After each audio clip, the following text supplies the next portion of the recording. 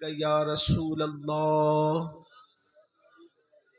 الصلاة والسلام علیک یا نبی اللہ، الصلاة والسلام علیک یا حبیب اللہ، وعلی آلک واصحابک یا نور اللہ، صلی اللہ تعالی علیہ وسلم۔ اٹھا دو پردہ، دکھا دو چہرہ کہ نور باری حجاب میں ہے، زمانہ تاریک ہو رہا ہے کہ مہر کب سے نقاب میں ہے۔ کھڑے ہیں منکر نکیر سر پر، نہ کوئی حامی نہ کوئی یاور، بتا دو آ کر میرے پیمبر کہ سخت مشکل جواب میں ہے۔ خدائے قہار ہے غضب پر، کھلے ہیں بدکاریوں کے دفتر، بچا لو آ کر شفیع محشر، تمہارا بندہ عذاب میں ہے۔ کریم ایسا ملا کہ جس کے کھلے ہیں ہاتھ اور بھرے خزانے، بتاؤ اے مفلسوں کہ پھر کیوں تمہارا دل اضطراب میں ہے۔ بتاؤ اے مفلسوں کہ پھر کیوں تمہارا دل اضطراب میں ہے۔ آج کی یہ محفل دستار بندی کے موقع پر انعقاد پذیر ہے۔ اللہ پاک کی بارگاہ میں دعا ہے اللہ تبارک و تعالی ہم سب کی حاضری کو قبولیت کا شرف عطا فرمائے، اور ہمارے جتنے ادارے تنظیمیں بنام سنیت کام کر رہے ہیں، اللہ پاک سب کو دن 11ویں رات 12ویں ترقی عطا فرمائے۔ آیہ کریمہ کے قصے کی تلاوت کی گئی ہے، اللہ تبارک و تعالی اس کے متعلق مجھے حق کہنے اور آپ سب کو حق سن کر اس پر عمل کرنے اور اسے عام کرنے کی توفیق عطا فرمائے۔ بحیثیت مسلمان ہمارا یہ بنیادی عقیدہ ہے کہ مرنے کے بعد ہمیں اٹھایا جائے گا۔ یہ عقیدہ اتنا واضح ہے کہ تقریباً 70% قرآن اسی کی وضاحت کر رہا ہے۔ تقریباً قرآن مقدس کا 1/3 حصہ، قرآن مقدس کی 70% آیتیں اس عقیدہ آخرت کے بارے میں بار بار اس کو دہرا رہا ہے، اور مکے کے لوگ اسی کے منکر تھے۔ وہ ہڈیاں اٹھا کر کے لاتے اور کہتے کہ کیا محمد عربی کہتے ہیں کہ ان کے اندر جان پڑ جائے گی؟ جو ہڈیاں پگھل چکی ہیں زمین کے اندر، کیا ان کو پھر سے دوبارہ زندہ کیا جائے گا؟ قرآن نے الگ الگ رنگ میں مرنے کے بعد اٹھنے کی دلیلیں پیش کی۔ ایک مقام پر تو یہ فرمایا کہ جس نے پہلی مرتبہ پیدا کیا اس کو دوسری مرتبہ پیدا کرنے میں کیا حرج ہے؟ پہلی مرتبہ بھی تو اسی نے پیدا کیا۔ بلکہ کہیں پر فرمایا کہ تم لوگ انکار کرتے ہو، کیف تکفرون باللہ اموات، کہ تم انکار کرتے ہو، اللہ کا انکار کرتے ہو جبکہ تم مردہ تھے، پھر اللہ رب العزت دلیل دیتا ہے کہ پھر اس نے تمہیں زندہ کیا اور پھر تمہیں مارے گا، اور اللہ تبارک و تعالی پھر تمہیں زندہ فرمائے گا۔ الگ الگ انداز سے قرآن مقدس نے جو ہے وہ بعث بعد الموت کے عقیدے کو بہت وضاحت کے ساتھ بیان فرمایا، اور یہ ہمارا بنیادی عقیدہ ہے۔ جیسے اللہ کا انکار کرنے والا مسلمان نہیں رہ جاتا، ویسے مرنے کے بعد اٹھائے جانے کا انکار کرنے والا بھی مسلمان نہیں رہ جاتا۔ یہ عقیدہ آخرت اتنا ضروری ہے، اور کہیں نہ کہیں اس عقیدے کو ہم اپنے دل و دماغ کے اندر عملی طور پر مدھم کر رہے ہیں یا اس کو بھولتے جا رہے ہیں۔ پوری دنیا کے اندر آپ جائزہ لے لیں کہ جتنے بھی جرائم ہیں، جتنے بھی گناہ ہیں، سب کا جو بنیادی طور پر اس کی وجہ اگر نظر آئے گی تو یہ کہ انسان مرنے کے بعد اٹھائے جانے کا جو بنیادی عقیدہ ہے اس کو بھولتا جا رہا ہے، اس کو فراموش کرتا جا رہا ہے۔ اگر دنیا کے اندر بدکاری عام ہو رہی ہے تو کہیں نہ کہیں سب سے بڑی وجہ یہ ہے کہ مرنے کے بعد اٹھنا اور اٹھنے کے بعد جواب دینا، اس کا عقیدہ کہیں نہ کہیں دلوں کے اندر مدھم پڑتا جا رہا ہے۔ اس لیے کہ جب ایک انسان یہ سوچ لے، اللہ اکبر، صرف ایک چھوٹا سا بچہ یہ سوچ لے کہ میرے امتحان ہونے والے ہیں، تو بچہ بھی بزرگوں سے ملتا ہے، وہ بچہ جس کا پورا عقیدتوں کا محور چاکلیٹ ہے، جس کی پوری محبتوں کا محور کھلونا ہے، لیکن جب امتحانات کے دلوں میں ملتا ہے تو اپنے بزرگوں کو کہتا ہے دعا کریے کہ میں پاس ہو جاؤں، دعا کریے کہ مجھے کامیابی مل جائے۔ مجھے بتائیں اگر امتحان پر یقین ایک چھوٹے سے بچے کو ہو جائے تو وہ بچہ بھی اس کی فکر کرنے لگتا ہے کہ نتیجہ کیا آئے گا۔ مسلمانوں بتاؤ تو صحیح، اگر بچے کو امتحان کا یقین ہو جائے اور فیل ہونے اور پاس ہونے کے فوائد اور نقصانات پتہ چل جائے تو وہ بچہ پوری طاقت جھونک دیتا ہے کہ میں کسی طرح سے امتحان میں کامیاب ہو جاؤں۔ چھوٹے بچے امتحان کے دنوں میں کھیلنا کودنا چھوڑ دیتے ہیں، راتوں کو اسٹڈی کرنے لگتے ہیں، رات جگنا شروع کر دیتے ہیں۔ اللہ اکبر، کیا ہم اپنے بچوں سے بھی غیر گزرے ہو گئے؟ انہیں امتحان کے خیال نے کھیلنے سے باز رکھا ہے، انہیں امتحان کے خیال نے کودنے سے باز رکھا ہے، انہیں امتحان کے خیال نے سونے سے باز رکھا ہے۔ مسلمانوں اپنا بھی تو ایک امتحان ہونے والا ہے، اور امتحان لینے والا ایگزامینر کون ہے؟ وہ اللہ رب العزت ہے، اور وہ خود فرماتا ہے اَيَحْسَبُ الْإِنسَانُ أَن يُتْرَكَ سُدًى، کیا انسان یہ تصور کرتا ہے کہ اس سے حساب نہیں لیا جائے گا؟ نہیں، بلکہ انسان تجھ سے حساب لیا جائے گا۔ اللہ اکبر، اندازہ فرمائے، اور حساب کون لے گا؟ اللہ تبارک و تعالی، دنیا کا ایگزامینر اللہ اکبر رشوت لے کر کے انسان کو چھوڑ سکتا ہے، دنیا کا ایگزامینر دباؤ میں آ کر کے کچھ نمبرات بڑھا سکتا ہے، لیکن وہ ایگزامینر تو ایسا ہے اللہ اکبر، اس کی شان بے نیازی کا اندازہ کرو۔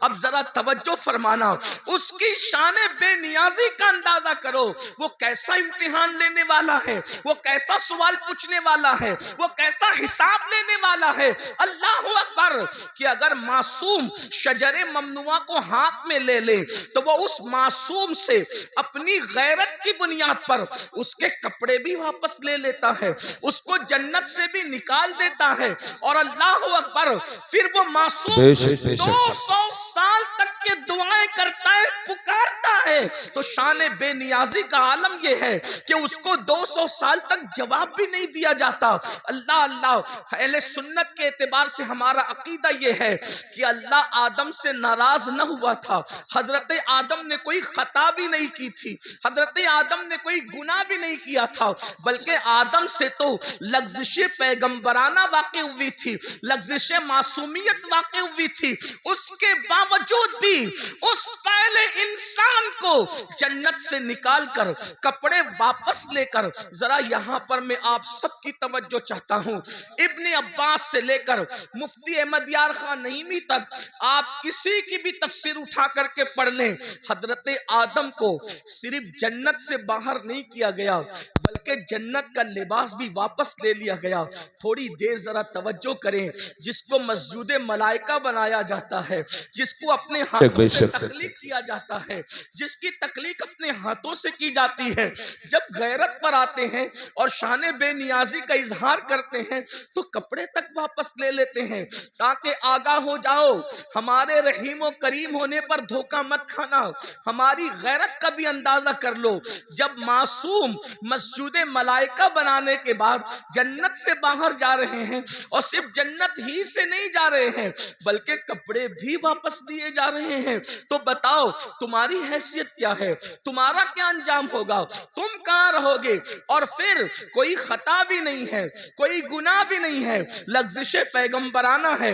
اس پر جب غیرت کا اظہار یہ ہے، اب مجھے بتاؤ میرے بھائیوں، جو لوگ زنا کرتے ہیں اور زنا کے بعد وہ اس خوش فہمی میں مبتلا ہیں کہ نہیں مولانا اللہ کریم ہے، اللہ رحیم ہے، وہ ہمیں جنت ہی میں داخل فرمائے گا. کوئی لڑکوں کے ساتھ بدکاریاں کرتے ہیں اور پھر یہ تصور کرتے ہیں کہ مولانا اللہ تو بخشنے والا ہے، وہ رحیم و کریم ہے. جو لوگ سود کے دھندے کر کے حرام لقمہ اپنے پیٹ میں ڈالتے ہیں، پھر بھی ان کا خیال یہ ہے کہ اللہ رحیم و کریم ہے، وہ ہمیں بخش دے گا. تو وہ یہ لوگ یہ سب چیزیں نہیں دیکھتے کیا کہ اللہ رب العزت نے پہلا انسان جو تمام نبیوں کا بابا ہے، جو تمام ولیوں کا بابا ہے، جو تمام صحابہ کا بابا ہے، یعنی سارے انسانوں کے جو باپ ہیں، ان کے ساتھ اظہار غیرت کر کے ہمیں متنبع فرمایا، ہمیں تنبیہ فرمائی کہ ہماری شان بے نیازی کا اندازہ کرو. وہی اللہ ہم سے حساب لے گا،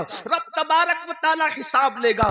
اب بتاؤ مسلمانوں، ہم نے حساب کی کیا تیاری کی ہے؟ اچھا پرچہ بھی آؤٹ کر دیا بے شک جی. اللہ ہم سے کیا پوچھے گا، کیا کیا پوچھے گا؟ تو قرآن کہتا ہے فَمَن يَعْمَلْ مِثْقَالَ ذَرَّةٍ خَيْرًا يَرَهُ وَمَن يَعْمَلْ مِثْقَالَ ذَرَّةٍ شَرًّا يَرَهُ. ایک ذرہ برابر نیکی کی ہوگی اللہ تم سے وہ بھی پوچھے گا، ذرہ برابر جرم کیا ہوگا اللہ تم سے وہ بھی پوچھے گا. آئیے مجھے بہت پوچھنے پر بہت بڑی بات یاد آ گئی ہے، آپ سب کی توجہ چاہتا ہوں. بہت خوبصورت انداز میں آپ لوگ سن رہے ہیں تو دل چاہتا ہے کہ کچھ خوبصورت باتیں آپ کے سامنے کھولی جائے، کیونکہ آپ اچھے سے سن رہے ہیں، اس لیے کہ جہاں مجمع سننے والا ہو تو دل چاہتا ہے کہ کچھ دل کی باتیں کہی جائے. یوں تو سننے کے لیے سبھی آتے ہیں، لیکن آپ کا بڑا اچھا انداز ہے سننے کا. اللہ کس سے کیا پوچھ سکتا ہے، اس بارے میں کوئی بے نیاز نہیں، وہ کسی سے بھی کچھ بھی پوچھ سکتا، کسی سے بھی کچھ بھی پوچھ سکتا. اس سلسلے میں ایک روایت سیرت کی تمام کتابوں میں لکھی ہوئی ہے. اب بہت دھیان سے سننا، آنے جانے والوں پر دھیان دینے کی بجائے اب آپ میری گفتگو کی طرف دھیان دیں.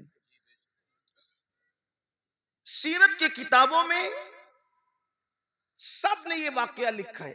ابن اسحاق کو بھی لے لیں اور ان کے بعد سارے سیرت نگار کم و بیش الفاظ کی کمی زیادتی کے حوالے سے، لیکن واقعہ یہی ہے جس کا مفہوم پیش کیا جا رہا ہے.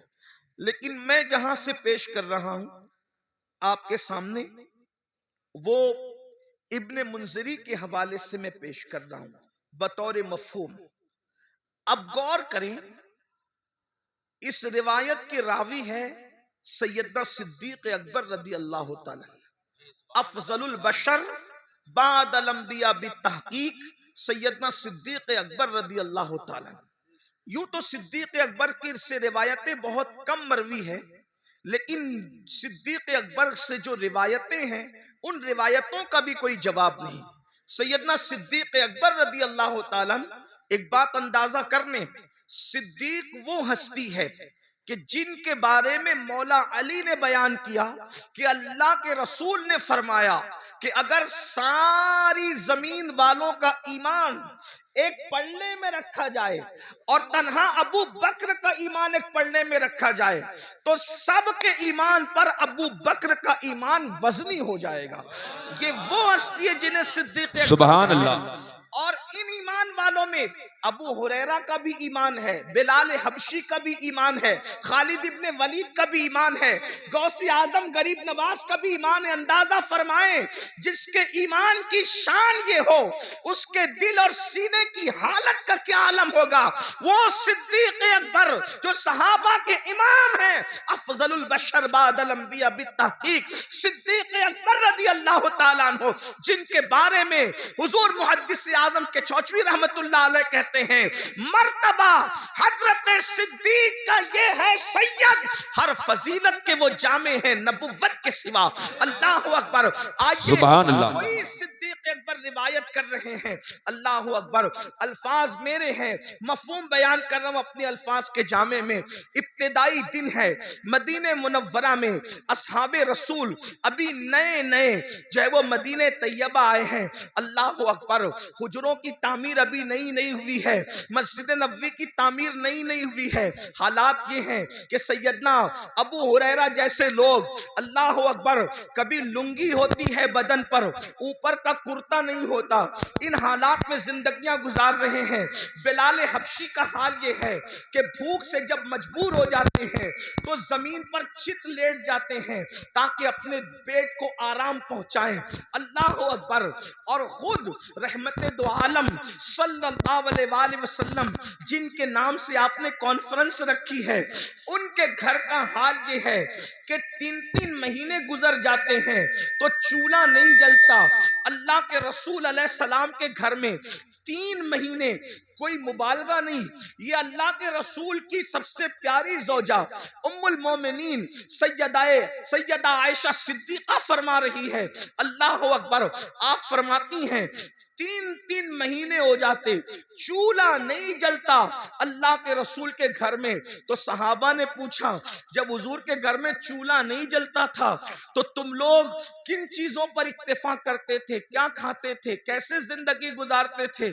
تو اس وقت اماں عائشہ پاک فرماتی ہیں, اس وقت ہم لوگ 2 کالی چیزوں پر اپنا وقت گزار لیتے تھے.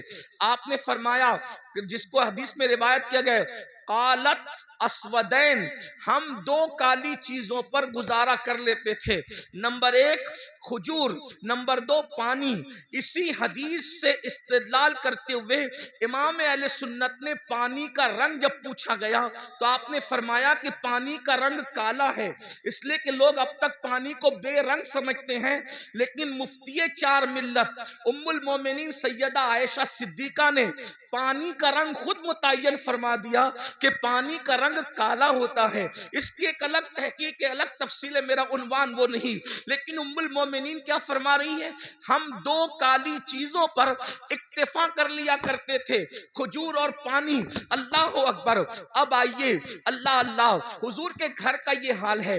اس سے میں اپنے جوانوں سے یہ بھی کہنا چاہتا ہوں, یہ جو یو پی کی زمین پر 5 وقت دیہات میں اذان گونج رہی ہے, بہار, بنگال, شام, یمن, یہ جو زمینوں پر دیہاتوں میں بھی آواز اذان کی گونج رہی ہے, اس میں حضور علیہ السلام کی محنتیں کتنی ہیں. اتنی محنتیں کہ جس نے اپنے گھر میں 3 مہینے تک چولہا نہیں جلایا اور اسلام کی شمع کو جلانے کے لیے اتنی محنت فرمائی. ذرا غور تو کریں. اللہ اکبر. جب مسلمان ہو کر ہم اللہ کے دین کو پیٹھ کے پیچھے ڈالتے ہوں گے تو اس وقت رسول اللہ کے دل پر کیا گزرتی ہوگی, اللہ کے رسول علیہ السلام کو کتنی اذیت پہنچتی ہوگی, کتنی تکلیف پہنچتی ہوگی, اس کا احساس کرو. کیونکہ پورا یہ جو مجمع ہے یہ سب اپنے آپ کو عاشق رسول کہلانے والا مجمع ہے. میں آپ سے پوچھوں, اگر اپنا باپ ایک وقت بھوکا رہ کر بلڈنگ بناتا ہے اور اس بلڈنگ پر کوئی پتھر پھینک دے تو لوگ کہتے ہیں مولانا میرے باپ نے بھوکا رہ کر یہ بلڈنگ بنائی ہے.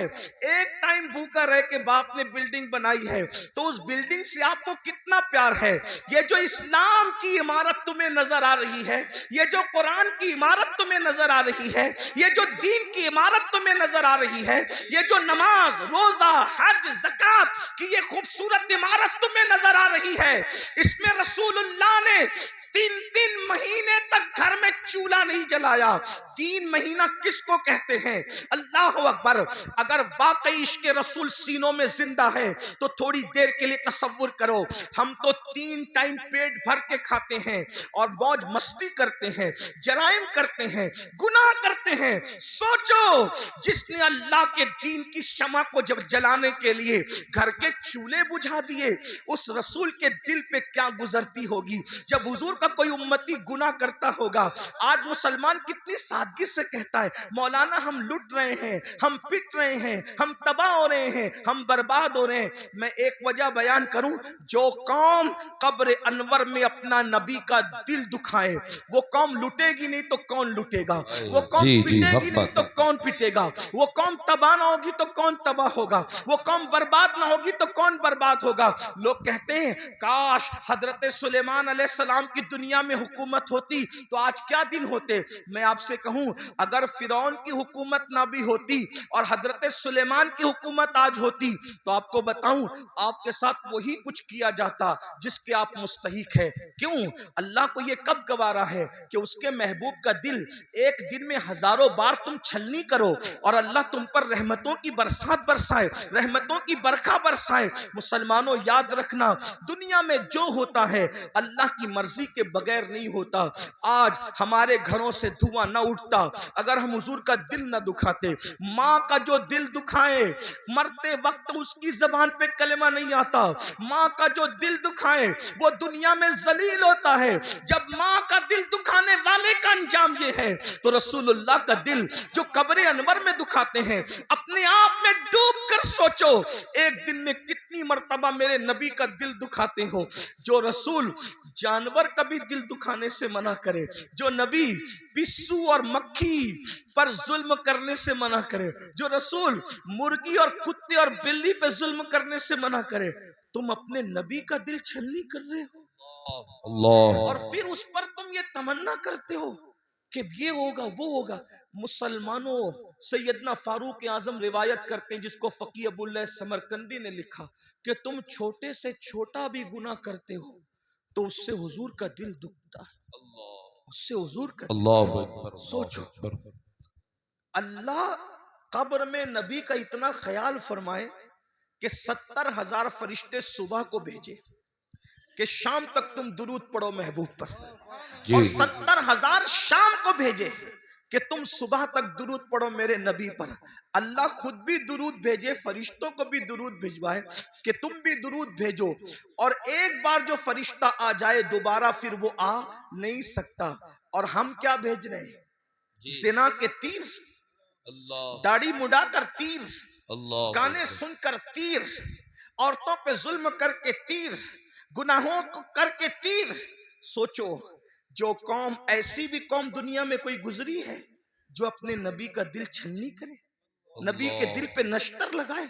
سوچو وہ دل, جس دل کا خیال قدرت کو اتنا ہے کہ صرف نظریں اٹھ جائے حسرت سے تو اللہ قبلہ بدل دے اور بتا دے کہ میں بے نیاز ہو کر تیری خوشی کے لیے قبلہ بدل سکتا ہوں, تو وہ بے نیاز ہو کر قبلہ بدل دے اور ہم مجبور اور غلام ہو کر اپنی زندگی نہیں بدل سکتے, زندگی میں تبدیلی نہیں لا سکتے. ہزاروں کی محفلیں جمع ہو رہی ہے تقریر سننے کے لیے, زندگی بدلنے کتنے آ رہے ہیں, زندگی تبدیل کرنے کتنے آ رہے ہیں. بس اتنا ہی عرض کرنا چاہتا ہوں, یہی تو ہمارا رونا ہے کہ ہم سب کے دل کا خیال کرتے ہیں. دکان بند کر کے شادی میں کیوں جا رہے ہو پتہ ہے؟ یار دوست کے بیٹے کی شادی ہے, میرا یار ناراض نہ ہو جائے.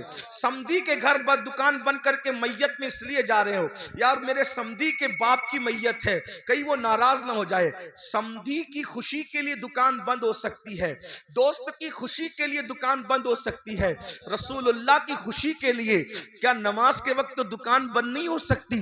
بتاؤ تو صحیح مسلمانوں, سب کی خوشی کا خیال کر رہے ہو, نبی کی خوشی کا خیال کب کرو گے؟ سب کے بلاوے پر جا رہے ہو, نبی کے بلاوے پر کب آؤ گے؟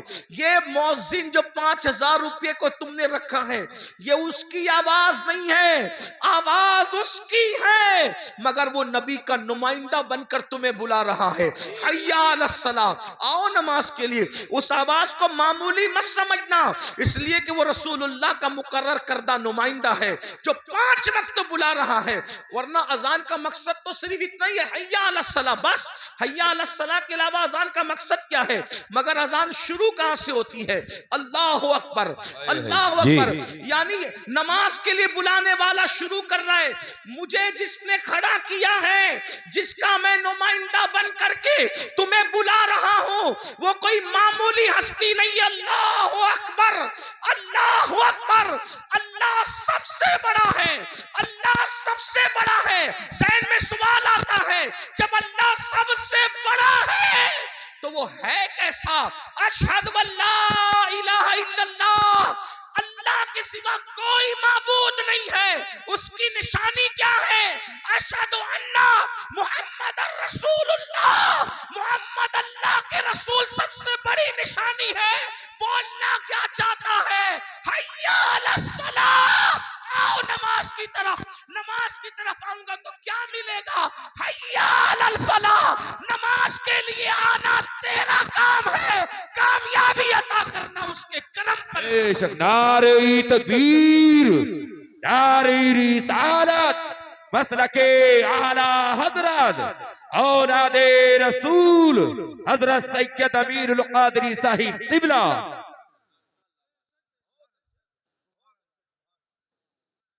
फलाह अरबी लुगत में इतना जामे लफ्ज है कि हर कामयाबी को ये समेट लेता है।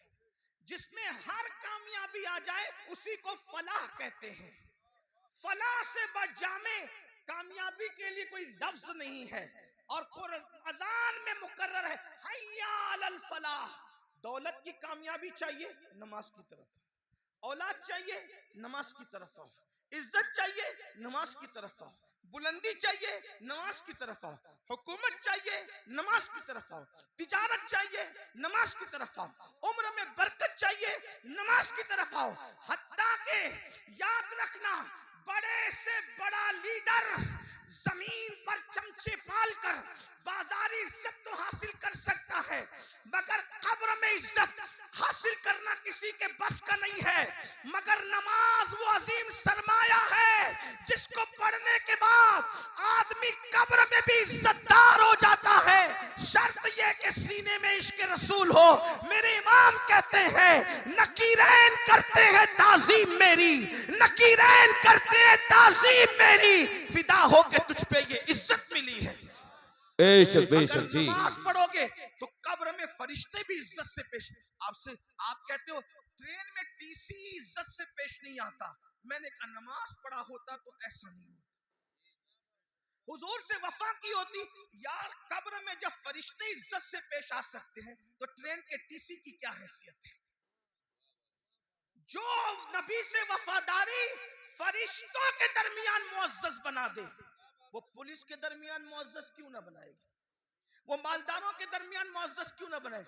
आप देखो बहुत सारे उलमा आपके दरमियान आते हैं, उनकी माशी हालत उतनी मजबूत नहीं होती जितनी तुम्हारी होती है, फिर भी तुम हाथ बांध के क्यों खड़े रहते हो उनके सामने? खुदा ने करोड़पतियों को एक आलिम के सामने हाथ बांध के क्यों खड़ा करवा दिया? अल्लाह बता रहा है, देख ले मेरे वफादार पर इनाम। यहाँ मालदारों को हाथ बंधवा दिया है और कब्र में नकीरैन इज्जत करते नजर। नबी से वफा तो करके देखो। सबके लिए वफा, हुजूर के लिए वफा नहीं। बात दूर निकली। अर्ज कर रहा था, इब्तिदाई दौर है इस्लाम का, मदीने मुनव्वरा में सिद्दीक अकबर रावी है। सिद्दीक अकबर कहते हैं, मुझे इतनी भूख लगी थी कि मेरे घर में कुछ नहीं था। सिद्दीक अकबर कहते हैं, और कई दिन हो गए थे, तकरीबन कमोबेश 3 दिन। भूख से जब मेरा पेट खाली हुआ और कमर की तरफ लगने लगा तो मैंने सोचा चलो दोपहर की चिलचिलाती धूप है, चल करके किसी के घर कुछ खा लेंगे। दोपहर में जब मुझे कोई देखेगा कि अबू बकर दोपहर में धूप में कहां फिर रहे हो, तो फिर मैं कह दूंगा कि भूख लगी है तो मुझे कुछ खिला देगा। इधर सिद्दीक अकबर निकले, उधर फारूक आजम से सामना हुआ। फारूक आजम और सिद्दीक दोनों ने एक दूसरे को सलाम किया और फारूक आजम ने पूछा, अबू बकर मेरे भाई, इस धूप में, चिलचिलाती धूप में क्यों निकले हो? इतनी धूप में तो तुम निकलते भी नहीं हो, क्यों निकले हो? सिद्दीक अकबर ने कहा, उमर मुझे भूख लगी है, 3 दिन का भूखा हूं, घर में कुछ नहीं है, इसलिए वो भूख मुझे घर से बाहर लाई है। लेकिन मेरे भाई उमर, तुम भी तो इस धूप में बाहर निकलते नहीं, तुम क्यों निकले हो? कहा, मेरे भाई जो तुम्हारा हाल है वही मेरे घर का भी हाल है।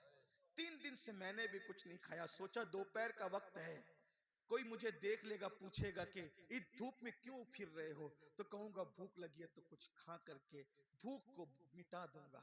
अभी दोनों में ये गुफ्तगू हो रही थी کہ آمینہ کے لال کاشان اقدس سے مکمل شان و شوکت کے ساتھ باہر نکلے، جن کی شان میرے امام یوں کہتے ہیں: آسماں خوان، زمین خوان، زمانہ مہمان، صاحب خانہ لقب کس کا ہے؟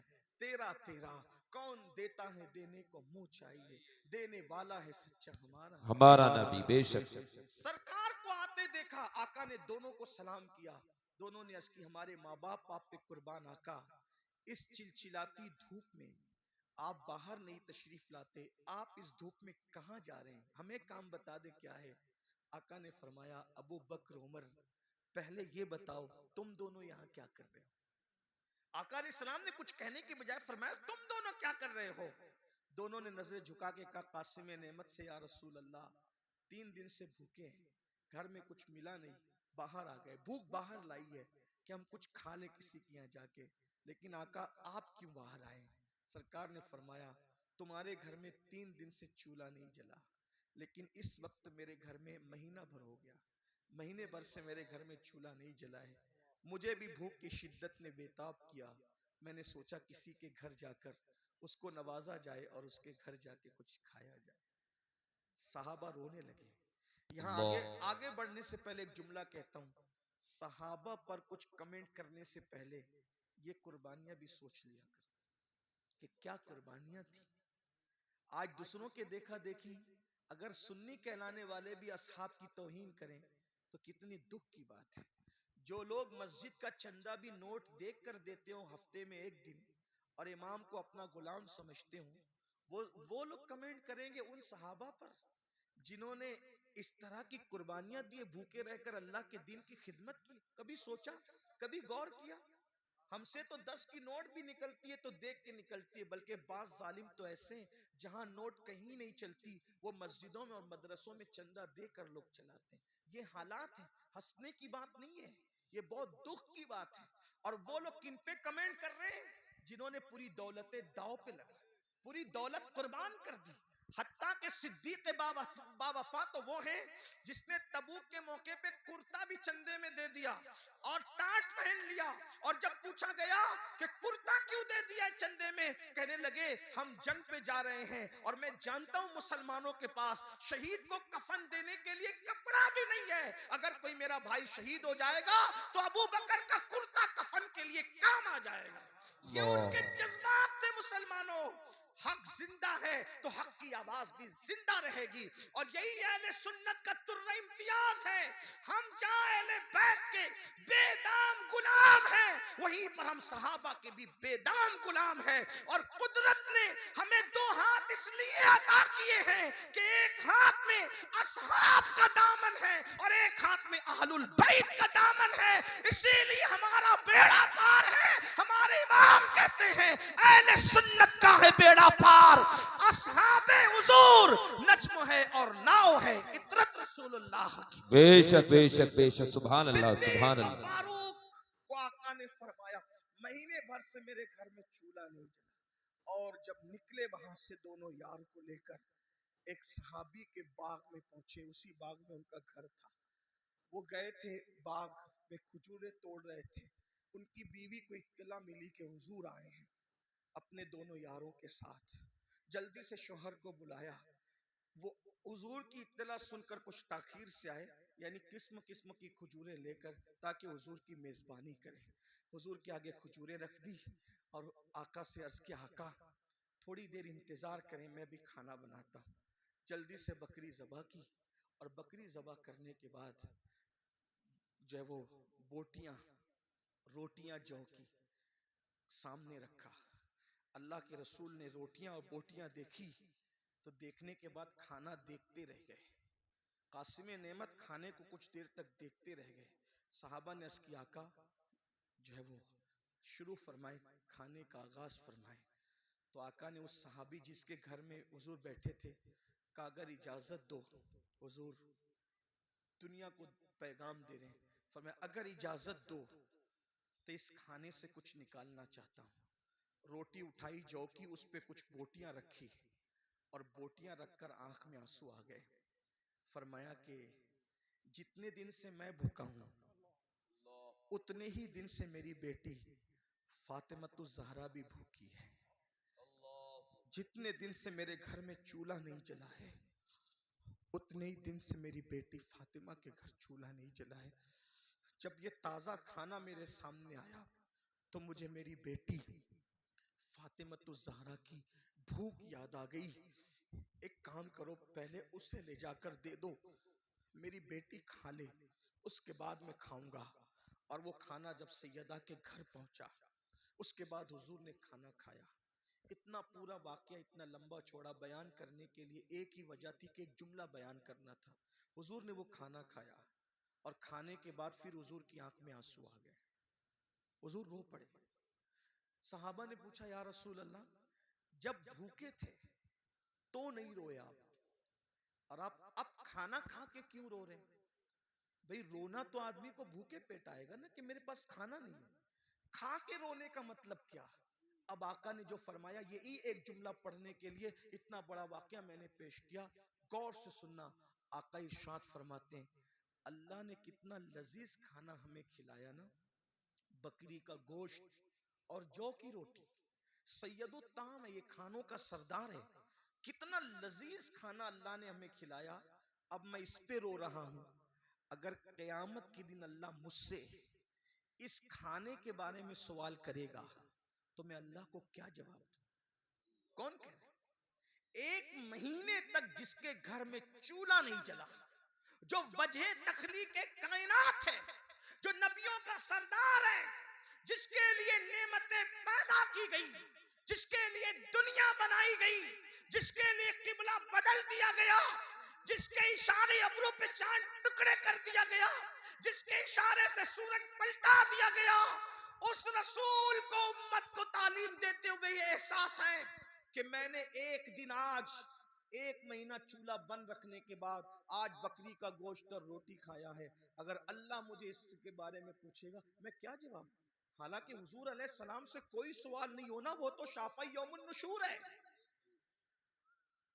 انہی کے اشاروں پر لوگ بخشے جائیں گے. میرے امام کہتے ہیں ایک میں کیا، میرے عیسیٰ کی حقیقت کتنی، مجھ سے 100 لاکھ تو کافی ہے. اشارہ تیرا اشارہ تیرا تیرا بے بس شک. خوف سے پتا سا اڑا جاتا ہے، پلہ ہلکا صحیح بھاری ہے بھروسہ تیرا. بے شک زندہ باد اللہ زندہ کے باد. رسول علیہ السلام کو یہ احساس تعلیم امت کے لیے بے چین کر رہا ہے. اللہ مجھ سے پوچھے گا تو میں کیا جواب دوں گا؟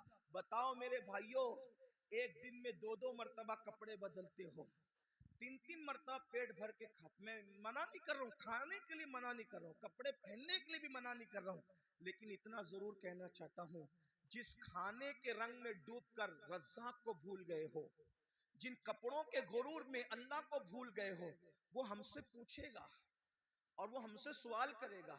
کبھی سوچا ایک ہفتے کا حساب اگر اپنا پیر لے لے تو ہم ہفتے بھر کا حساب پیر کو نہیں دے سکتے.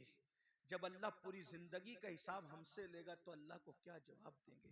جو کچھ کر رہے ہو فرشتے لکھ رہے ہیں، جو کچھ بول رہے ہو فرشتے لکھ رہے ہیں، اور یہ سارا نام اعمال جمع ہو رہا ہے، اور یہ سارا نام اعمال قیامت کے دن ہمارے ہاتھ میں دیا جائے گا اور اللہ فرمائے گا اقرا کتابک، پڑھ اپنا نام اعمال. جو لوگ راتوں کو زنا کی فلمیں دیکھتے ہیں تھوڑی دیر کے لیے وہ تصور کریں کہ اللہ کا سامنا ہوگا جیسا کہ اس کی شان ہے. یہ پڑھ سکو گے کہ میں نے فلاں تاریخ کو فلاں رات 3 گھنٹے تک زنا کی فلم دیکھی تھی خدا کے سامنے؟ وہ تو آمنے سامنے سے پاک ہے لیکن صرف اس کی جیسی شان ہے، خدا کا سامنا ہے. یہ پڑھ سکو گے کہ میں نے لڑکوں کے ساتھ بدفعلیاں کی تھی؟ سوچو، توجہ کرو. حدیث پاک تو یہ ہے لڑکوں کے ساتھ بدفعلی کرنے والا کہیں بھی مرے. اللہ نے کچھ فرشتے ایسے پیدا کیے جن کی چونچ ہے پرندوں کی طرح، کہیں بھی مرتا ہے اس کو اٹھاتے ہیں اور اٹھا کر وہاں لے جا کر پھینک دیتے ہیں جہاں قوم لوط پر عذاب آیا تھا. یہ گندی فلمیں یہی طرف آپ کو لے جا رہی ہے، گندی فلمیں آپ کو یہی گندگی کی طرف لے جا رہی ہے. آپ کو احساس نہیں ہے، آپ تو سوچو رات ہے کون دیکھ رہا ہے، اکیلا ہوں کون دیکھ رہا ہے. اللہ ارشاد فرماتا ہے ہوا معکم اینما کنتم، تو جہاں کہیں ہے اللہ تیرے ساتھ ہے. اور کتنا ساتھ ہے تو کہتا ہے نحن اقرب الیہ من حبل الورید، اللہ تیری شہرک سے زیادہ قریب ہے۔ اور ایک مقام پہ فرماتا ہے ان اللہ کان علیکم رقیبا، اللہ تم پر کڑی نگرانی فرما رہا ہے۔ مسلمانوں ذرا سوچو، حلال غذا سید العالمین وجہ تخلیق کائنات کھا لے تو روئیں، اس کے بارے میں میں اللہ کو جواب کیا دوں گا؟ ہم تو گناہ کر رہے ہیں اور ہمیں احساس ہی نہیں، اللہ کو حساب بھی دینا ہے، اللہ کو جواب بھی دینا ہے۔ امام اہل سنت اعلی حضرت جیسی شخصیت کہتی ہے کریم اپنے کرم کا صدقہ لئی میں بے قدر کو نہ شرما، تو اور رضا سے حساب لینا، رضا بھی کوئی حساب میں ہے۔ اندازہ تو فرمائیں مسلمانوں، ہم اپنے آپ کو دھوکہ دے رہے ہیں، ہم اپنے آپ کو تباہ کر رہے ہیں، ہم اپنے آپ کو برباد کر رہے ہیں۔ آئیے گفتگو کو سمیٹتے ہوئے، دستار بندی بھی ہونی ہے، میں جلد اپنی گفتگو سمیٹوں گا۔ کون کون لوگ ہیں، کون کون لوگ ہیں، کون لوگ ہیں جو حساب کو یاد کر کے روتے رہے، حساب کو یاد کر کے روتے؟ سید الطائفہ جنید بغدادی فرماتے ہیں کہ جو مقام جبریل علیہ السلام کو فرشتوں میں حاصل ہے، وہ مقام ولیوں میں حضرت بایزید بستامی کو حاصل ہے۔ سلطان العارفین بایزید البستامی، آپ کو پیشاب ہوتا تھا خون کا، خون کا پیشاب ہوتا تھا حضرت بایزید بستامی کو۔ مریدین کو پتا چل گیا کہ بایزید کو خون کا پیشاب ہو رہا ہے، ہمدردی کی حضرت آپ جلدی سے کسی اچھے حکیم سے علاج کروا لیں کیونکہ آپ کو خون کا پیشاب ہو رہا ہے۔ فرمایا میرا علاج کسی حکیم کے پاس نہیں ہے۔ کہا کیوں؟ کہا کہ یہ جو خون کا پیشاب ہوتا ہے وہ بیماری سے نہیں ہوتا، بچپنے میں مجھ سے ایک غلطی اور گناہ ہو گیا تھا، جب مجھے یاد آتا ہے کہ اللہ اس غلطی کے بارے میں مجھ سے پوچھے گا تو میں اللہ کو جواب کیا دوں گا بچپنے کی اس غلطی کا، تو اس جواب دینے کے تصور سے میرا جگر اللہ کے خوف سے پگھلنے لگتا ہے، اور پگھل پگھل کر پیشاب کے رستے سے بہتا ہے، تو تم کو لگتا ہے کہ خون کا پیشاب ہو رہا ہے، خون کا پیشاب نہیں ہو رہا ہے، یوم حساب کے خوف سے میرا جگر پگھل پگھل کر کے بہ رہا ہے۔ آپ سے پوچھنا چاہتا ہوں میرے بھائیوں، آخر اتنے جرائم کر کے اتنے بے خوف کیوں ہو؟ آخرت بھول گئے، آخرت کا تصور بھول گئے۔ حضرت سیدنا معروف الکرکی وہ بزرگ ہیں کہ غوث پاک فرماتے ہیں سب سے زیادہ اگر مجھے کسی مزار سے فیض ملا ہے تو وہ سیدنا معروف کرکی کا مزار ہے۔ غوث پاک جس کے مزار پہ جا کر چلا کرے وہ معروف کرکی کیسے بزرگ ہوں گے؟ غوث پاک کہتے ہیں اگر کوئی حاجت پیش آئے تو معروف کرکی کے وسیلے سے جو دعا کی جاتی ہے اللہ تعالیٰ اس دعا کو قبول فرماتا ہے۔ یہ معروف کرکی ہیں، فرماتے ہیں 40 سال ہو گئے میں نے آسمان کی طرف کبھی نظر نہیں اٹھائی، 40 سال سے۔ لوگوں نے پوچھا کیوں؟ تو فرمایا ایک گناہ ہو گیا تھا، جب وہ گناہ یاد آتا ہے تو سوچتا ہوں کہ اللہ کو جواب کیا دوں گا، اسی شرم سے میں 40 سال سے آسمان کی طرف نہیں دیکھ رہا ہوں۔ اب معروف کرکی جس کے وسیلے سے غوث پاک دعا کرتے ہیں ان کا گناہ کیا تھا وہ بھی سن لے تاکہ آپ غلط فہمی کا شکار نہ ہوں۔ فرماتے ہیں لوگوں نے پوچھا حضرت وہ گناہ کیا ہو گیا تھا آپ سے؟ کوئی تو گناہ، بھئی ہم آج گناہ کی بات کریں تو لوگ اپنے پہ قیاس کرتے ہیں نا کہ میں نے جو جو کیا اس میں سے کچھ ہوا ہوگا، تو ذرا وہ گناہ بھی سن لے کہ وہ گناہ کیا تھا۔ فرماتے ہیں میں کپڑے کا بیوپاری ہوں، کپڑے بیچتا ہوں، مارکیٹ میں میری دکان تھی، ایک دن مارکیٹ میں آگ لگ گئی، رات کو آگ لگی، صبح کو میں پہنچا تو میرے پڑوسیوں کا سب کا مال جل گیا تھا، میری دکان صحیح سلامت تھی۔ خوشی میں میں نے کہا الحمدللہ، بس اسی گناہ پر میں پریشان ہوں۔ اپنی دکان بچنے پر میں نے خوشی میں اللہ کا شکر ادا کیا، اسی گناہ پر میں 40 سال سے آسمان کی طرف گا۔ حضرت یہ بھی کوئی گناہ ہے؟ فرمایا کیا تجھے نہیں پتا مومن جو اپنے لیے پسند کرتا ہے وہی اپنے مومن بھائی کے لیے پسند کرتا ہے، تو دوسرے کی دکان جلنے کا مجھے دکھ کیوں نہیں ہوا؟ لا سبحان اللہ۔ دوسرے کی دکان جلنے کا مجھے دکھ کیوں نہیں ہوا؟ اپنی دکان بچنے کی خوشی کیوں ہو گئی؟ میں سوچتا ہوں کہ اگر اللہ اس کے بارے میں مجھ سے پوچھے گا تو میں اللہ کو کیا جواب دوں؟ آخری بات سن لیں اینڈ پر، چونکہ یہ مدرسے کا جلسہ، دستار بندی کا جلسہ۔ عالم کی تعریف کیا ہے؟ عالم کون؟ وہ عالم جس کو دیکھ کر رسول اللہ کو دیکھنے کا فیض ملتا ہے، جس سے مسافہ کر کے حضور کو دیکھنے سے حضور سے مسافہ کرنے کا فیض ملتا ہے، جن کے چہرے کو دیکھنا عبادت، جن کے لیے چونٹیاں بلوں میں دعا کرتی ہے، جن کے لیے مچھلیاں دریاؤں میں دعا کرتی ہے، یہ کون عالم لوگ ہیں؟ کسی بڑے سے بڑے مدرسے سے پڑھ لیں، عالم نہیں بنتا۔ کب تک؟ قرآن کہتا ہے انما یخشی اللہ من عبادہ العلماء، اللہ کے بندوں میں اللہ سے ڈرنے والے علماء ہیں۔ یعنی جب تک اس کے دل میں اللہ کا سچا خوف اور خشیت پیدا نہیں ہوگا، وہ پڑھا لکھا تو ہو سکتا ہے مگر وہ عالم نہیں ہوگا۔ عالم ہونے کے لیے دل میں اللہ کا خوف ہونا ضروری، اور جو جتنا بڑا عالم ہوگا وہ اتنا زیادہ اللہ سے ڈرنے والا ہوگا، اس کے دل میں اتنا اللہ کا خوف ہوگا۔ اب آئیے وہ جو میرے نونہال آج دستار بندی پائیں گے، ان کو بھی ایک پیغام اور آپ کو بھی، اپنے زمانے کے وہ بڑے عالم جن کو دنیا امام الائمہ، سراج الامہ، کاشف الغمہ، نعمان بن ثابت یعنی امام اعظم ابو حنیفہ کے نام سے ہم جانتے ہیں، کروڑوں حنفیوں کا امام، اور حنفیوں میں بھی کون؟ عبداللہ ابن مبارک کا امام۔ عبداللہ ابن مبارک کون؟ امام بخاری کے دادا استاد۔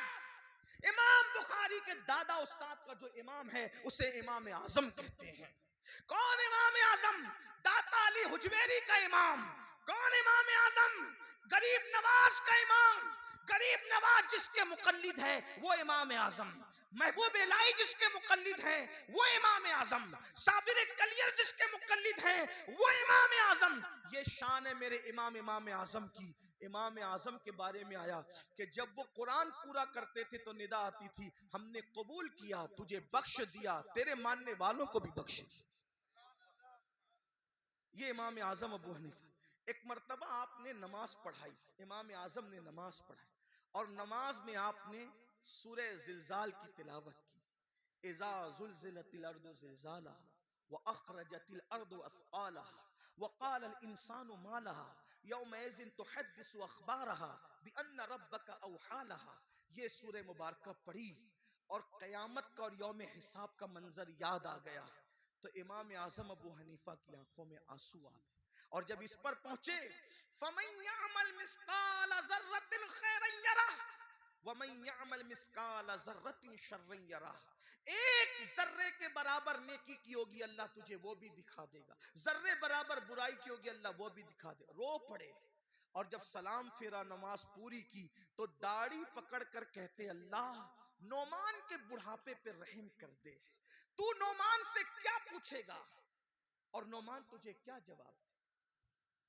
لیجئے ہماری محفل کے خصوصی خطیب، ہمارے قائد، ہمارے امیر، نعرہ تکبیر، نعرہ رسالت، مسلکی اعلی حضرت علماء اہل سنت حضرت علامہ مفتی شاکر رضا نوری، حضرت علامہ مفتی شاکر رضا نوری، نعرہ تکبیر، نعرہ رسالت، علماء اہل سنت۔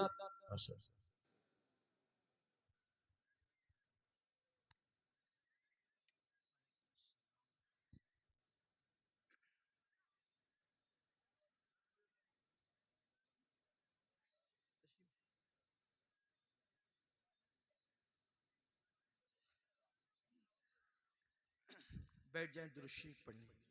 رب صلی وسلم دائما ابدا علی حبیبک خیر الخلق کلہم، صلاۃ و سلام علیک یا جد الحسن والحسین۔ حضرت تشریف لے آئیں، حضرت کا یہ خطاب ہوگا، میں مختصر الفاظ میں اپنی بات مکمل کر رہا ہوں، تو آئیے ہم اس خطیب کو اب سننا چاہتے ہیں جس کی خطابت نے انقلاب پیدا کیا ہے دنیا بھر میں۔ چند الفاظ میں اپنی بات، جب آپ نے یہ سورہ مبارکہ کا اختتام پڑھا وَمَن يَعْمَلْ مِثْقَالَ ذَرَّةٍ خَيْرًا يَرَهُ وَمَن يَعْمَلْ مِثْقَالَ ذَرَّةٍ شَرًّا يَرَهُ، اگر تو نے نیکی کی ہوگی اللہ تجھے وہ بھی دکھائے گا، ذرہ برابر برائی کی ہوگی اللہ تجھے وہ بھی دکھائے گا۔ اور پھر آپ رو پڑے पूरी नमाज रोते हुए गुजारी, और जब आप नमाज मुकम्मल कर चुके, लोग उठ करके चले गए, तो आपने दाढ़ी पकड़ करके कहा, अल्लाह नोमान के बुढ़ापे पे रहम फरमा, तू नोमान से क्या पूछेगा और नोमान तुझे क्या जवाब देगा। इसी तरह रोते रहे। मस्जिद के जो मुअज्जिन थे वो चराग जब वो बुझाने के लिए, दरवाजा बंद करने के लिए बार बार आते जाते रहे। आपके मोटे मोटे आंसू फर्श पर टपकते और इसी तरह आप रोते रहते। बिल आखिर जब पूरी रात रोने में गुजर गई और उसके बाद सुबह का वक्त आया, फज्र के वक्त का आगाज हो गया, फज्र के वक्त की इब्तिदा हो गई, तो फिर उसके बाद मुअज्जिन जो आपका शागिर्द भी था, आके लौटने का सवाल ही पैदा नहीं होता। जब उसके पैरों की आहट सुनकर आपने अल्लाह अकबर मुड़ करके देखा तो शागिर्द खड़ा था। उससे फरमाया कि ये बता, क्या मस्जिद बंद करने का वक्त आ गया? तो शागिर्द कहता है, हुजूर मस्जिद बंद करने का नहीं, अब तो मस्जिद के दरवाजे खोलने का वक्त आ गया। सुबह हो गई है, फज्र हो गई है, और आप रात भर जो है वो रोते रहे, आंसू बहाते रहे। मैं आता रहा जाता रहा, आता रहा जाता रहा। तो इमाम आजम फरमाते हैं, क्या तूने मुझे रोते हुए देख लिया? तो वो कहता है, हुजूर आप पूरी रात रो रहे थे। फरमाया, तुझे अल्लाह की कसम देकर कहता हूं, जब तक मैं जिंदा रहूं उस वक्त तक ये वाकया तू किसी से बयान मत करना कि नोमान आखिरत की फिक्र में रात रात भर रोते हैं, क्योंकि उसकी शान बेनियाजी से डर लगता है कहीं ऐसा ना हो जाए कि ये कह दिया जाए नोमान हमारे लिए रोता था और सुबह को उसकी तशहीर कर दिया करता था। अल्लाह अकबर, अल्लाह अकबर। आप अंदाजा फरमाए, मेरे आका सल्लल्लाहु अलैहि वसल्लम के दीवानों, जिनके मुकल्लिदीन में दाता अली हुजवेरी जैसे, गरीब नवाज जैसे, अब्दुल्ला इब्न मुबारक जैसे, दाऊद ताई जैसे लोग जिनके मुकल्लिदीन में हो, वो लोग आखिरत को याद करके इस तरह रो रहे हैं।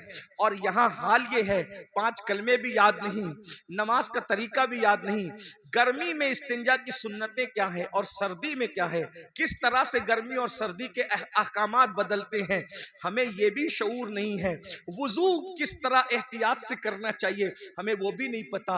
मैं तो अक्सर अपने भाइयों को कहता हूँ, एक अच्छा आलिम जिसकी नजर फिक़ही मसाइल पर हो, अगर हम उससे अपना वुजू चेक करवा लें तो वो हमें नाकाम कर दें।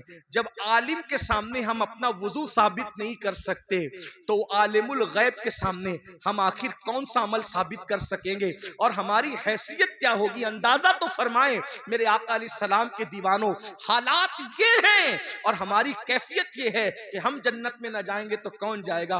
हुजूर ताजुश शरिया अलैहि रहमान ने शायद हमारे लिए इसीलिए ये शेर कहा था कि मैं गुनाहगार हूं और बड़े मर्तबे की ख्वाहिश, मैं गुनाहगार हूं और बड़े मर्तबे की ख्वाहिश, मेरी तौबा ए खुदाया मेरे नफ्स की बदी है।